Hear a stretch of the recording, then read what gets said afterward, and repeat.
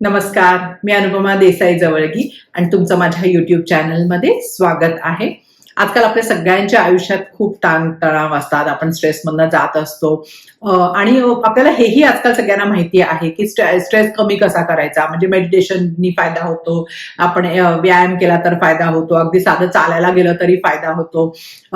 हे सगळं म्हणजे चॅनलवर पण ह्याच्यावर खूप गोष्टी शेअर केलेल्या आहेत. पण काय होतं, की दरवेळेला आपल्याला असं मेडिटेशन करायला जाणं किंवा हे शक्य होत नाही. कधी-कधी कसं असतं, की आपल्याला एखादी गोष्ट म्हणजे गोष्ट करायची असते आणि त्याच्या आधी आपल्याला खूप ताण येतो.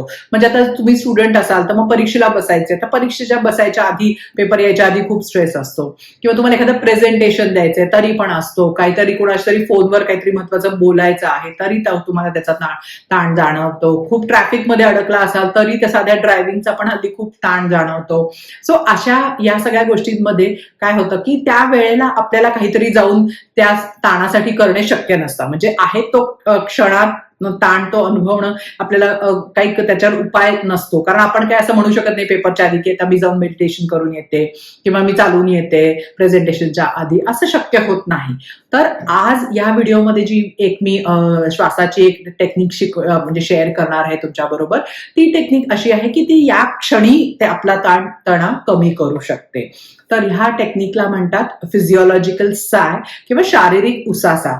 तसंही बघा, की आपण असं खूप दमतो किंवा अगदी स्ट्रेसमध्ये असलो, की आपण म्हणजे असं आपल्या नकळत सुद्धा आपण असं करून उसासा एक टाकतोच. सो आज आपण ते कॉन्शियसली कशा प्रकारचा उसाचा द्यायचा आहे, की ज्याच्यामुळे आपला ताण अगदी क्षणात कमी होऊ शकतो. तर हा जो फिजिओलॉजिकल साय आहे ही काही नवीन गोष्ट नाहीये. 1930 साली रिसर्च अशा लक्षात आलं, की बऱ्याच वेळेला असं क्लस्ट्रोफोबिक म्हणजे खूप छोट्या जागेत आपण अडकलेलो असू, तेव्हा लोक असं ऑटोमॅटिकली ब्रीथ करतात. म्हणजे न कळत त्यांच्याकडनं असा श्वास घेतला जातो किंवा खूप अगदी गाढ झोपेत असताना देखील असा श्वास घेतला जातो. सो मग आता त्याच्यावर हल्ली खूप रिसर्च झालेला आहे. अँड्र्यू युबरमॅन म्हणून जे न्यूरो सायंटिस्ट आहेत, स्टॅनफोर्ड स्कूल ऑफ मेडिसिन मध्ये शिकवतात, त्यांच्या लॅब्समध्ये वगैरे बऱ्याच कॉलेजेसच्या ह्याच्यावर खूप रिसर्च झालेला आहे. आणि असं लक्षात आलं, की हे जो हा प्रकार आहे उसासाचा, तो सगळ्यात जास्त लवकर आपला ताण कमी करू शकतो. सो आपल्याला बऱ्याच गोष्टी माहिती असतात, पण एकदा ना असं लॅबमध्ये वगैरे त्याच्यावर असं ऍक्च्युअली आपण जेव्हा डेटा बघतो तेव्हा असं वाटतं, की नाही हे आपण करून बघायला पाहिजे. सो म्हणूनच अत्यंत सोपी गोष्ट आहे, कोणीही करू शकतं. म्हणून आज तुमच्याबरोबर ही गोष्ट मी शेअर करते आहे. तर काय करायचं आहे आधी सांगते, मग आपण करून दाखवते, म्हणजे तुम्हाला सोपं लगेच कळेल. तर ह्यामध्ये काय करायचं आहे, आपण दीर्घ श्वास आधी घ्यायचा आहे. पहिला श्वास आपण दीर्घ घेणार आहे. आपलं लंग्स भरस्तोवर आपण तो श्वास आत घ्यायचा आहे आणि त्याच्यानंतर लगेच पुन्हा श्वास न सोडता पुन्हा लगेच श्वास आत घ्यायचा आहे. हा श्वास नाकाने असणार आहेत हे दोन्ही श्वास. म्हणजे पहिला श्वास बघा मोठा असणार आहे. आपण अगदी आपल्या म्हणजे क्षमतेनुसार पूर्ण भरायचा प्रयत्न करणार आहे आपलं फुफ्फुस आणि मग दुसरा ऑटोमॅटिकली छोटा श्वास होणार आहे.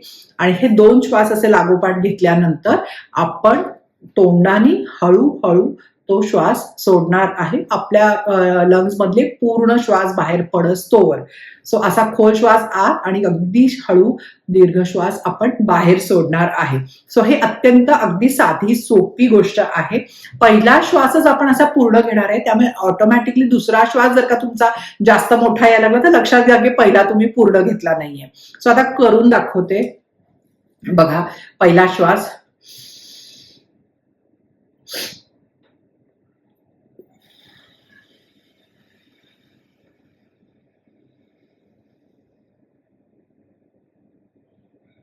सो पहिला श्वास आपण जेव्हा दीर्घ घेतो तेव्हा दुसरा श्वास अगदी छोटा येणार आहे, कारण पहिल्यांदाच आपलं हे पूर्ण भरलेलं आहे. तर दुसरा कसा घेतला आम्ही, असा फक्त होतो अगदी. त्यातल्या त्यात अजून थोडासा आपण घ्यायचा, म्हणजे 100% आधी घेतल्यावर 110 करायचा आपण प्रयत्न करतो आहे. आणि सोडताना मात्र तोंडातनं हळूहळू श्वास सोडायचा आहे. आता हा पूर्ण सगळा श्वास नाकानी आणि सगळा श्वास तोंडानी पण घेता येतो, पण सगळ्यात जास्त त्याचा प्रभाव तेव्हा दिसतो जेव्हा आपण ते पहिले 2 श्वास नाकानी आणि सोडताना तोंडानी श्वास सोडतो आहे. सो ह्याच्यावर म्हणजे आता हे रिसर्चनीच डेटा आहे दाखवलेला आहे. अत्यंत सोपं आहे करून बघायला. काय होतं की आपल्याला जेव्हा आपलं याच्यामुळे काय होतं की आपल्या ह्याच्यामध्ये लंग्समध्ये छोटे छोटे सॅक्स सारख्या गोष्टी असतात, म्हणजे अशा पिशवी म्हणा किंवा काय कप्पे म्हणा, जे एरवी बंद असतात आणि ते जेव्हा आपण असा एक श्वास घेतो आणि पुन्हा त्याच्यावर थोडासा घ्यायचा प्रयत्न करतो तेव्हा ते ऍक्च्युली उघडले जातात. त्यामुळे आपलं आत ऑक्सिजनचं प्रमाण आपलं घ्यायचं पण वाटतं आणि जेव्हा आपण ते पूर्ण सोडतो तेव्हा आपल्या ह्याच्यातलं अगदी सगळं कार्बन डायऑक्साईड जे असतं ते बाहेर पडतं. कारण कार्बन डायऑक्साईडचं रेग्युलेशन खूप महत्वाचं असतं. कारण आपण जास्त कार्बन डायऑक्साईड आपल्या ह्याच्यात झालं तरी प्रॉब्लेम येतो किंवा कमी झालं तरी प्रॉब्लेम येतो. म्हणजे आपल्याला मग सारखं एन्झायटी वाटायला लागते, भीती वाटायला लागते किंवा आपल्या मूडवर पण त्याचा परिणाम होतो. तर हे म्हणून आपण अगदी पूर्णपणे जास्तीत जास्त ऑक्सिजन आत घेतो आहे आणि पूर्ण कार्बन डायऑक्साईड बाहेर काढतो आहे.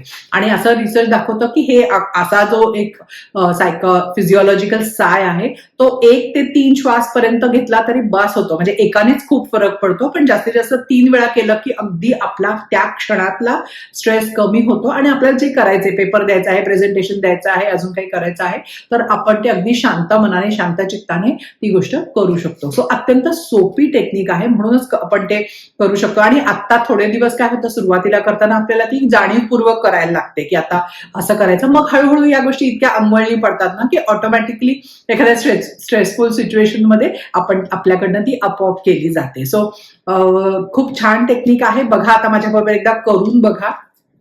पहिला श्वास घ्यायचा, दुसरा छोटा आणि तोंडाने सोडायचा आहे. सो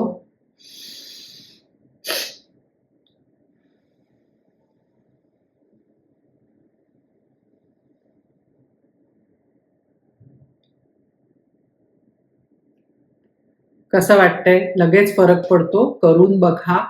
ज्यांना फायदा होईल त्यांच्याबरोबर नक्की, मग तुमच्या ह्याच्यामध्ये कोणी स्टुडंट्स असेल, आता या आपल्या कॉम्पिटेटिव्ह एक्झाम्स मधले खूप स्ट्रेसफुल असतात, सो त्याच्या आधी तर नक्की ह्याचा खूप फायदा होतो. त्यामुळे इतरांना फायदा होईल त्यांच्याबरोबर जरूर शेअर करा. आवडला तर लाईक करा, तुमचा अनुभव सांगा आणि असंच पुढच्या व्हिडिओमध्ये एका नवीन विषय घेऊन भेटूया. थँक्यू. नमस्कार.